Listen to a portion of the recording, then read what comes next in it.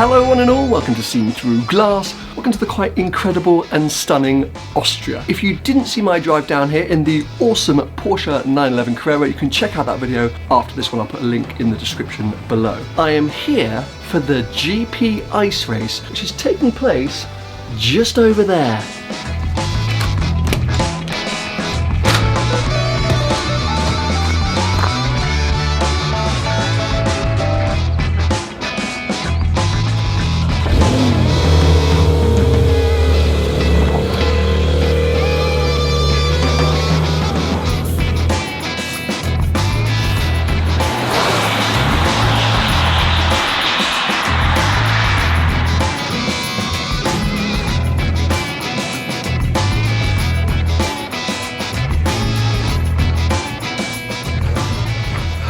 ...2 years on, still not used to the COVID tests when somebody else does it for you.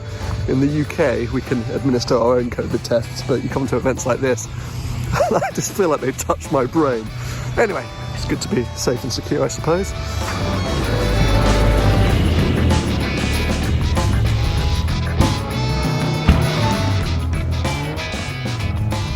Okay, COVID test negative. Welcome to GP Ice Race. Now, I actually attended this event a few years ago with Bentley just before COVID kicked off, but it looked and felt very different to what you're seeing behind me. Essentially, the last couple of years, whilst the team at GP Ice Race haven't been able to do a sort of public event, they've been working insanely hard to kind of, well, yeah, reinvent the event, I suppose, give it a sort of new look and feel and a new purpose. But to understand the history of this event, we've got to go way back in time, because it's not just been around for the last few years. It all starts with ski-oaring.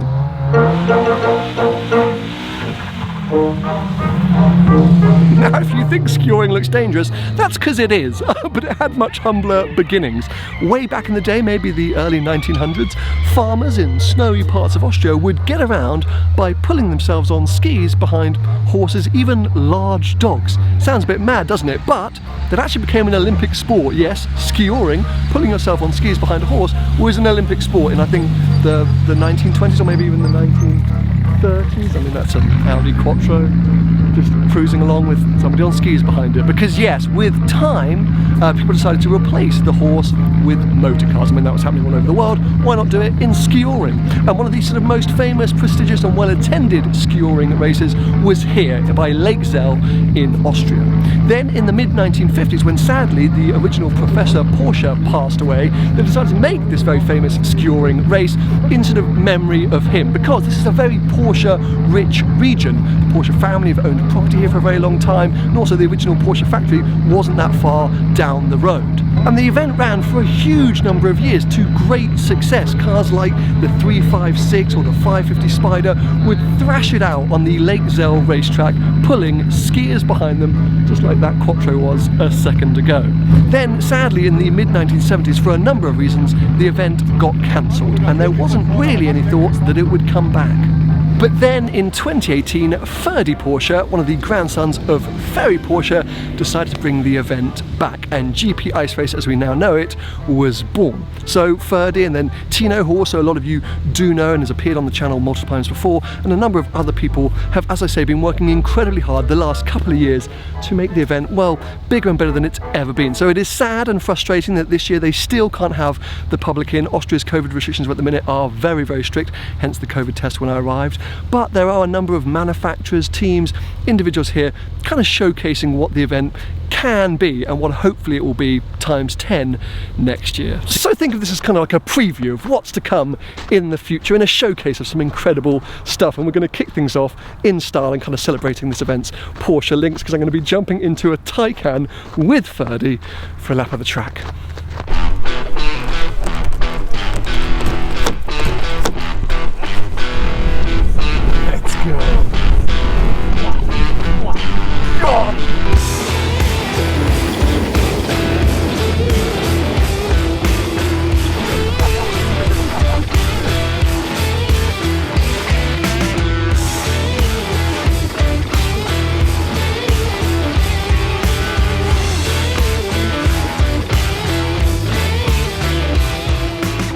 I'm now going to get the chance to drive on this year's ice track in these ice go-karts. Now these are no joke. Firstly, they would be quick on a normal tarmac circuit. They're equipped with studded tyres. I mean, they'll really grip into the ice pretty well.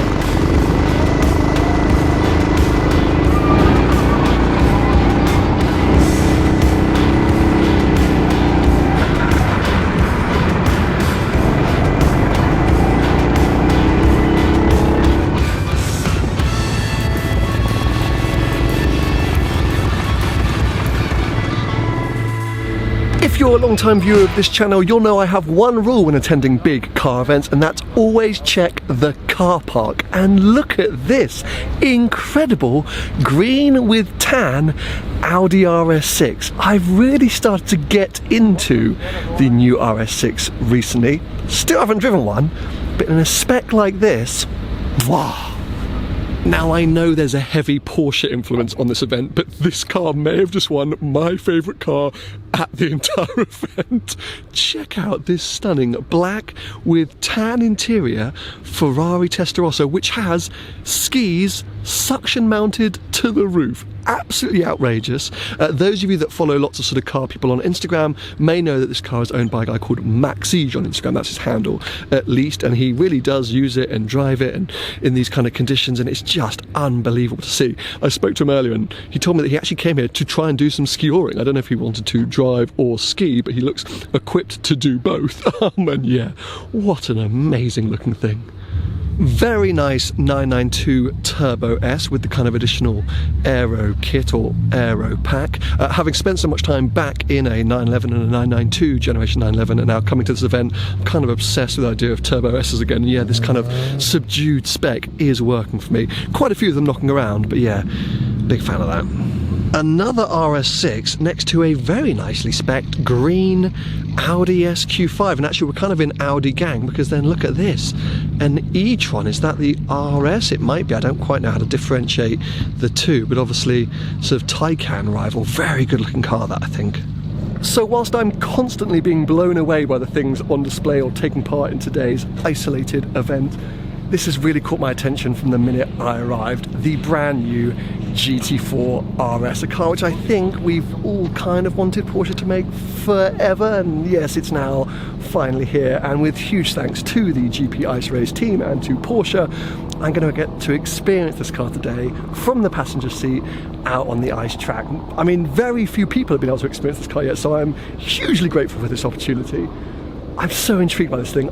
I don't know if it's going to be too much for someone like me. It's so track focused, but then I see it and everything about it, mid-engine, lightweight, hardcore GT4 Porsche. I mean, it's surely it's going to be mega, no? Anyway, let me sort of just recap facts and stats about this thing before we head out on track.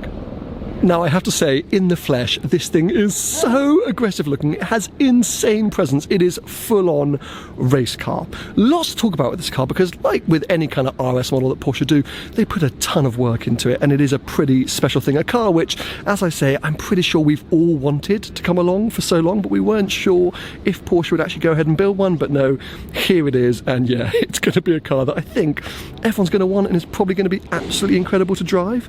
So do we kick things off with the engine? Probably, because of course when the 718 came out, we were all a little bit worried about that 4-cylinder, and it was a bit funky, but then of course we were all saved with the GT4 and now the GTS getting this naturally aspirated 4-litre.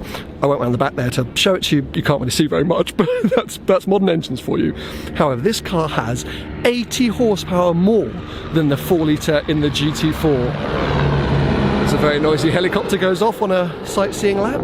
But yeah, that's quite extortionate. This engine revs up to 9,000 RPM. Oh my god, it's going to sound so good, I'm sure. On top of that, of course, we've got a huge amount of sort of aero changes and setup changes to make this car so track focused. Weight has been massively slashed. As you can see, you've got things like the carbon fibre bonnet, carbon fibre reinforced plastic sort of front wings, lightweight carpets inside, the sort of pull strap door handles, a lighter rear windscreen, all these different measures basically means the power to rate ratio is 348 horsepower per tonne, because yes, this car in total is a smidgen under 500 horsepower. Aerodynamics have also been worked on. Of course, this massive now rear wing, similar to the 992 GT3 in its kind of swan neck design. That was based on the 911 RSR race car. But then it's also got a 30mm drop in ride height, which is helping with that kind of aggression in terms of the way it looks. Porsche say that the increase in downforce is about 10% over the GT4, which is insane, and track orientated performance climbs to 60% more than the GT4. It's all absolutely nuts. As you can see, the rear windows have been swapped for air intakes to improve that airflow, and I guess that must affect the noise as well.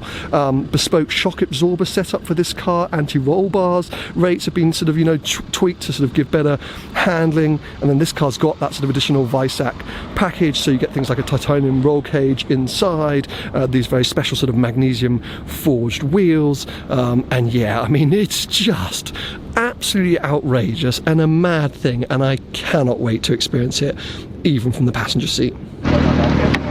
Okay. Hello. Oh. Hello. Hello, I'm Sam. Hi. Hi, nice to meet you.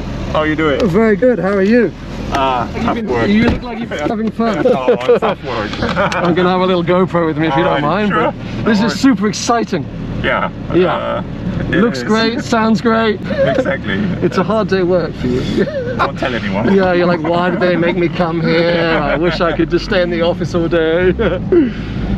So have you just been driving this today? No, do you drive any of the 992s as well? No, just this. Just one, this? yeah. Oh, you're even luckier than like... Later on, I got to tow Axel and Svindal. Oh wow. So okay. Fun as well. You've really been signed up to the tough one. Yep. This is super exciting though. So how are you finding this? Because obviously a bit of an interesting place to come and test it, but it's still a lot of fun. It's awesome. First time I was here was 2 years ago. Okay. Obviously it was 20,000 spectators. It was even more fun. But yeah, just cool to take the cars out on the ice. So cool. I went out in the go-karts. Yeah. Oh my god, it was Okay, so cool. much fun. Yeah. Even in the go-karts, Yeah, it was really fun. bad, yeah. This one maybe a little bit more lively, I think. Yeah. Not my natural habitat to be on the ice, but nevertheless, You figured it out. I'm enjoying it a lot. Wow. Okay. Oh my god, the sound is amazing. Yeah, right? The sound is so good.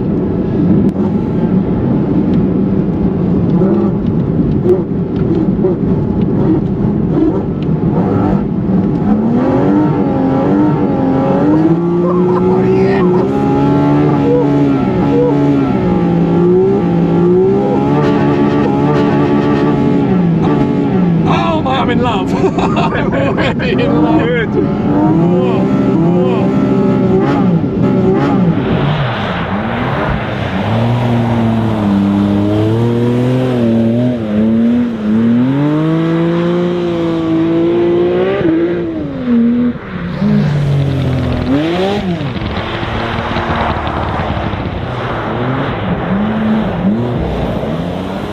This is so good, honestly, mate. Thank you so much for this. What a lot of fun, huh? I like that you're having fun. I'm having a very good time, yeah. I'm having a very good time. Awesome. Oh, it's just the sound. I really wasn't expecting the sound, you know? Because of course, these days, modern cars, it's all a bit muted from the outside, but in here, it of course, the screams engine's at you, just right? there. Whoa. It just screams at you. It screams, and you were doing things, I was like, oh my god, we're definitely going into a wall, and we didn't! So cool, wow, very, very special thing. So yeah, thank you very much for that pleasure. opportunity.